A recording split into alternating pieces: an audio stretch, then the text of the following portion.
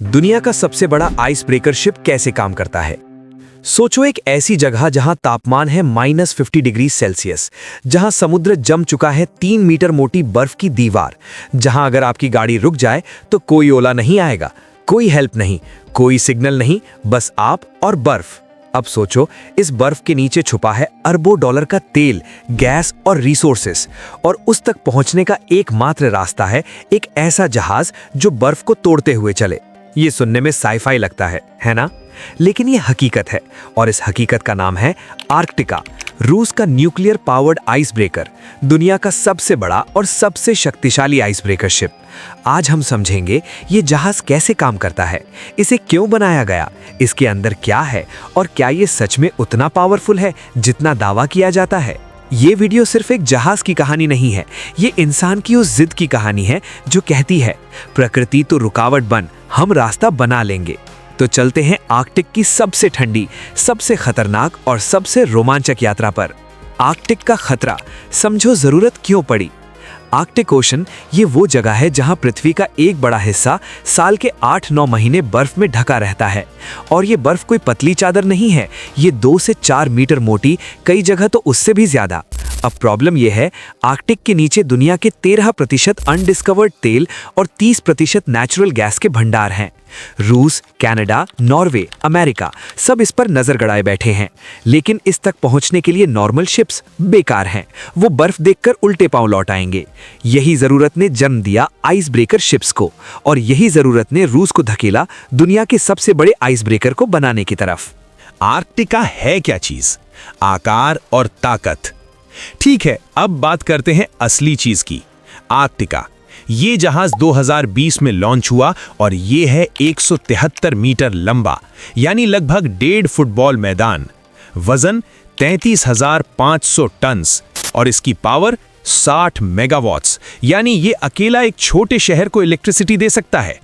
और हाँ, अगर आप सोच रहे हैं कि ये जहाज पेट्रोल से चलता है, तो भाई ये जहाज पेट्रोल नहीं पीता, ये न्यूक्लियर फ्यूल खाता है। थोड़ा एक्सपेंसिव डाइट है, पर काम एकदम झक्कास। ये जहाज 2.8 मीटर मोटी बर्फ को ऐसे काटता है जैसे गर्म चाकू मक्खन काटे। इसकी टॉप स्पीड है 22 नॉट्स ओपन वाटर में, और बर्फ में भी ये रुकता नहीं। ये सिर्फ एक जहाज नहीं, ये समुद्री इंजीनियरिंग का सबसे बड़ा चमत्कार है। Nuclear power. दिल कैसे धड़कता है इसका। अब सबसे इंटरेस्टिंग हिस्सा, ये जहाज चलता कैसे है। इसके अंदर हैं 2 RITM-200 न्यूक्लियर रिएक्टर्स। ये रिएक्टर्स यूरेनियम फ्यूल का इस्तेमाल करते हैं। न्यूक्लियर फिजन होता है, यानी एटम्स टूटते हैं और उससे निकलती है हीट। ये हीट पानी को स्टीम में बदलती है, स्टीम टर्बाइंस को घुमाती है, टर्बाइंस इलेक्ट्रिसिटी बनाते हैं, इलेक्ट्रिसिटी इलेक्ट्रिक मोटर्स को पावर देती है, और वो मोटर्स घुमाते हैं जहाज के प्रोपेलर्स को। सिंपल चेन रिएक्शन, लेकिन रिजल्ट 60 मेगावाट्स की रॉ पावर। सोचो जरा, जब तुम्हारा घर का इन्वर्टर बैटरी डाउन हो जाता है और बत्ती चली जाती है, उस वक्त ये जहाज बर्फ तोड़ते हुए खुशी खुशी आगे बढ़ रहा होता है। सबसे बड़ी एडवांटेज, न्यूक्लियर फ्यूल सालों तक चलता है, इसे बार बार फ्यूल भरवाने की जरूरत नहीं। एक बड़ा रीजन जिसकी वजह से ये आर्कटिक जैसी रिमोट जगहों के लिए परफेक्ट है। बर्फ तोड़ने की साइंस, ये जादू कैसे होता है। अब असली सवाल, ये जहाज बर्फ तोड़ता कैसे है। लोग सोचते हैं ये जहाज बर्फ में घुसता है और उसे धक्का देकर हटाता है। गलत।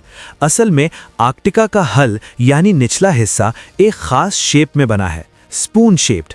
जहाज आगे बढ़ता है, हल बर्फ के ऊपर चढ़ता है, और फिर जहाज का 33,000 टन का वजन बर्फ पर गिरता है और बर्फ टूट जाती है। ये क्रशिंग नहीं, ये कंट्रोल्ड वेट डिस्ट्रीब्यूशन है। इसके अलावा इसमें है हीलिंग सिस्टम। जहाज के दोनों तरफ वाटर टैंक्स हैं। जब बर्फ फंसती है तो ये टैंक्स ऑल्टरनेटली भरते खाली होते हैं। जहाज हिलता है, लेफ्ट राइट, और बर्फ क्रैक हो जाती है। यानी ये जहाज बेसिकली खुद ही अपना डांस करता है बर्फ निकालने के लिए। जुगाड़ नहीं भाई, ये प्योर इंजीनियरिंग है। हल की ताकत, वो चीज जो टूटती नहीं। अब जरा सोचो, -50 डिग्री टेम्परेचर, हजारों टन्स की बर्फ का प्रेशर, और ऊपर से आर्कटिक स्टॉर्म्स। अगर हल कमजोर हो तो जहाज दब जाए। टाइटैनिक याद है, वो भी एक बार बर्फ से टकराया था, और हम सब जानते हैं क्या हुआ।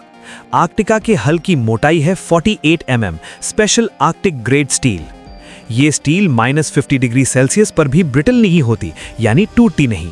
इसका डबल हल डिजाइन है, 2 लेयर्स के बीच में स्पेस, जिससे अगर बाहरी लेयर डैमेज भी हो तो अंदर का हिस्सा सेफ रहे। और बाव यानी आगे का हिस्सा, वो इतना मजबूत है कि 5 मीटर मोटी फ्रोजन आइस में भी ताकत दिखा सकता है। बेसिकली आर्कटिका का हल वो बच्चा है जो क्लास में हर बार मार खाता है पर कभी रोता नहीं। ये सब मिलकर बनाता है एक ऐसा जहाज जो आर्कटिक की हर चुनौती को कहता है, तू क्या चीज है। अंदर से कैसा है क्रू लाइफ अबोर्ड आर्कटिका? ठीक है, अब बात करते हैं उन लोगों की जो इस जहाज पर रहते हैं। आर्कटिका पर 75 क्रू मेंबर्स काम करते हैं। ये लोग महीनों तक आर्कटिक में रहते हैं। बाहर बर्फ, ऊपर तारे और चारों तरफ साइलेंस। लेकिन अंदर की बात सुनो। इस जहाज में है कैबिन्स, डाइनिंग हॉल, जिम, सोना और मेडिकल फैसिलिटी। ये कोई लग्जरी क्रूज नहीं है, लेकिन ये कोई जेल भी नहीं है। क्रू में होते हैं nuclear engineers, navigators, ice pilots और साइंटिस्ट्स। आइस पायलट ये जॉब टाइटल है जो आपके लिंक्डइन प्रोफाइल पर डालने से गारंटीड वाव रिएक्शंस आएंगे। न्यूक्लियर आइस शिप का पायलट, भाई इससे कूल क्या होगा। ये लोग मंथ्स तक बिना किसी से मिले काम करते हैं।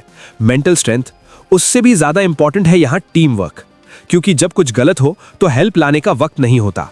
WSE नॉर्दर्न सी रूट, वो रास्ता जो दुनिया बदल सकता है। अब समझते हैं इस जहाज की असली इंपॉर्टेंस। यूरोप से एशिया जाने का ट्रेडिशनल रास्ता है सुएज कनाल। डिस्टेंस लगभग 20,000 किलोमीटर्स, टाइम 30-40 डेज। लेकिन अगर आर्कटिक से होकर जाएं नॉर्दर्न सी रूट तो डिस्टेंस घटकर हो जाती है 12,500 किलोमीटर्स, टाइम 15-20 डेज। ये सिर्फ ज्योग्राफी नहीं है, ये बिलियंस ऑफ डॉलर्स की बचत है। शिपिंग इंडस्ट्री में हर दिन का मतलब है करोड़ों रुपए। और यही रूट पॉसिबल बनाते हैं आइस ब्रेकर शिप्स। रशिया के पास दुनिया का सबसे बड़ा आइस ब्रेकर फ्लीट है, 40+ जहाज। ये उसकी सबसे बड़ी जियोपॉलिटिकल स्ट्रेंथ है आर्कटिक में। और यही रीजन है कि अमेरिका, चाइना सब इस रूट पर नजर गड़ाए हैं। आर्कटिक की बर्फ पिघल रही है और उसके साथ पिघल रही हैं जियोपॉलिटिकल बाउंड्रीज। जो आर्कटिक को कंट्रोल करेगा वो ग्लोबल ट्रेड को कंट्रोल करेगा, और आर्कटिका उस कंट्रोल का सबसे शक्तिशाली सिंबल है। क्लाइमेट चेंज का डबल एज, खतरा और मौका। अब यहां एक बड़ा आयरनी है, और ये आयरनी थोड़ा अनकंफर्टेबल है। आर्कटिक की बर्फ पिघल रही है क्लाइमेट चेंज की वजह से, और जैसे जैसे बर्फ पिघल रही है नॉर्दर्न सी रूट ज्यादा एक्सेसिबल होता जा रहा है, जिसका मतलब है ज्यादा शिप्स, ज्यादा ट्रेड, ज्यादा फॉसिल फ्यूल एक्सट्रैक्शन, जो और ज्यादा क्लाइमेट चेंज बढ़ाएगा। ये एक विशियस साइकिल है, यानी हम उस बर्फ को पिघलाकर रास्ता बना रहे हैं जिसे बचाने की बात करते हैं। थोड़ा उल्टा है ना? लेकिन यही रियलिटी है। आर्कटिका और उसके जैसे जहाज ये सिर्फ इंजीनियरिंग की जीत नहीं है, ये उस बड़े सवाल का हिस्सा है, प्रोग्रेस और प्लैनेट में से हम क्या चुनेंगे। साइंटिस्ट वॉर्न कर रहे हैं, आर्कटिक 2050 तक आइस फ्री समर्स देख सकता है। आइस ब्रेकर्स तब भी जरूरी होंगे विंटर्स के लिए, लेकिन तब तक हम कितना खो देंगे ये सोचने वाली बात है। क्यों रशिया सबसे आगे है और बाकी कहां है? ये सवाल बहुत इंपॉर्टेंट है। आइस ब्रेकर रेस में रशिया इतना आगे क्यों है? इसका जवाब है हिस्ट्री। सोवियत एरा में रशिया ने आर्कटिक को अपनी स्ट्रेटेजिक प्रायोरिटी बनाया था। उन्होंने 1950 से ही न्यूक्लियर आइस ब्रेकर्स बनाना शुरू कर दिया था। आज रशिया के पास है 6 न्यूक्लियर आइस ब्रेकर्स। दुनिया में किसी भी देश के पास ये नहीं है। टोटल आइस ब्रेकर फ्लीट में रशिया है 40+ शिप्स।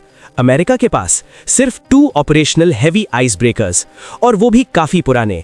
यूएस कांग्रेस साल से ज्यादा फंडिंग की बात कर रहा है, पर काम धीमा है। चाइना तेजी से बना रहा है। शिउ लॉन्ग 2 लॉन्च हो चुका है। यानी आर्कटिक में एक रेस चल रही है, जहाजों की, ताकत की और रिसोर्सेज की। और इस रेस में रशिया अभी सबसे आगे है। दुनिया देख रही है भविष्य, अगली पीढ़ी के आइस ब्रेकर्स। और अब बात करते हैं भविष्य की। रशिया अभी बना रहा है प्रोजेक्ट 10510 लीडर। ये आर्कटिका से भी बड़ा होगा। 209 मीटर लंबा, 4 मीटर मोटी बर्फ तोड़ने में केपेबल। ये एक कॉन्वॉय लीड कर सकेगा, यानी कई जहाजों को एक साथ बर्फ में रास्ता दिखाएगा। लेकिन टेक्नोलॉजी यही नहीं रुकेगी। AI पावर्ड नेविगेशन जो बर्फ के पैटर्न्स प्रिडिक्ट करे, ऑटोनॉमस आइस ब्रेकर्स बिना क्रू के चलने वाले, हाइब्रिड न्यूक्लियर LNG शिप्स जो और एफिशिएंट हों, ये सब 2030-2040 के बीच पॉसिबल हो सकता है। और कभी-कभी लगता है शायद एक दिन ऐसा जहाज आए जो मार्स के आइस कैप्स तोड़े। साइफाई? हाँ, इम्पॉसिबल। देखते हैं। इंसान की जिद इंजीनियरिंग को लिमिट नहीं मानती। तो दोस्तों, आर्कटिका सिर्फ एक जहाज नहीं है, ये इंसानी इमेजिनेशन और विल पावर का सबसे बड़ा प्रूफ है। जहां प्रकृति ने कहा यहां मत आओ, वहां इंसान ने कहा वॉच मी। लेकिन इस ताकत के साथ आती है जिम्मेदारी। आर्कटिक बदल रहा है, क्लाइमेट बदल रहा है, और हमें तय करना होगा ये टेक्नोलॉजी हम किस दिशा में इस्तेमाल करेंगे। अगर ये वीडियो आपको कुछ नया सोचने पर मजबूर करे तो लाइक जरूर करना। कमेंट में बताइए क्या आप कभी आर्कटिक जाना चाहेंगे, और अगर ऐसे ही फैसिनेटिंग टॉपिक्स पर और वीडियोस चाहिए तो सब्सक्राइब करना मत भूलिए। मिलते हैं अगले वीडियो में, तब तक सोचते रहो।